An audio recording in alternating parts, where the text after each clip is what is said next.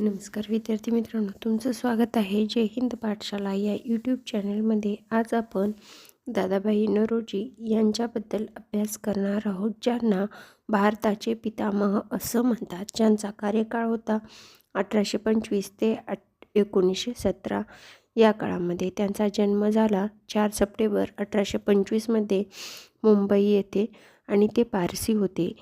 मग त्यांचं कार्य काय केलं त्यांनी, तर 1852 भारतीयांवरील अन्यायांना वाचा फोडण्यासाठी बॉम्बे असोसिएशनची स्थापना केली. कितीमध्ये? 1852. 1853 मुंबईच्या एल्फिन्स्टन कॉलेजचे पहिले भारतीय प्राध्यापक म्हणून त्यांनी गणित शिकवलेलं होतं. त्यानंतर 1855 प्राध्यापक पदाचा राजीनामा देऊन स्वतंत्र व्यवसाय सुरू केला आणि 1861 रास्तगोपतार हे साप्ताहिक सुरू केलं.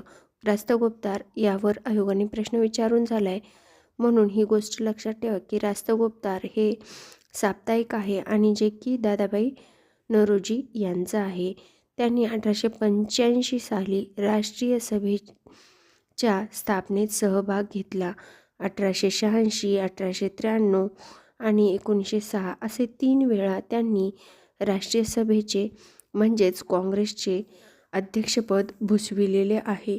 1892 ते 1895 इंग्लंडमधील प्रियन्सबरी मतदारसंघातून निवडून येऊन हाऊस ऑफ कॉमन्सचे सभासदसुद्धा ते झालेले आहेत. त्याचबरोबर दादाभाई ब्रिटिश पार्लमेंटवर निवडून येणारे पहिले हिंदी सभासद सुद्धा होते.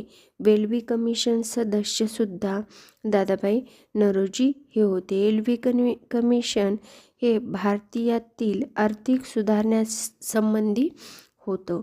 त्यानंतर 1906 साली कलकत्ता अधिवेशनाच्या अध्यक्षपदी दादाभाईंची निवड झाल्याचे काँग्रेसमधील संभाव्य फूट टाकली आणि या अधिवेशनात दादाभाईंनी स्वराज्य हे काँग्रेसचे ध्येय घोषित केले. कोणत्या? 1906च्या कोलकाता अधिवेशनाच्या अध्यक्षस्थानी बसल्यानंतर. दादाभाई हे जव्हार व मवाळ या दोन्ही विचारप्रणालीमध्ये सुवर्ण मध्य साधणारे नेते होते. आता आपल्याला यावर आयोग प्रश्न विचारू शकतो की सुवर्ण मध्य साधणारे जहाल आणि मवाळ या दोन्हीमध्ये विचारप्रणालीचे कुठले नेते होते, तर ते होते दादाभाई नौरोजी.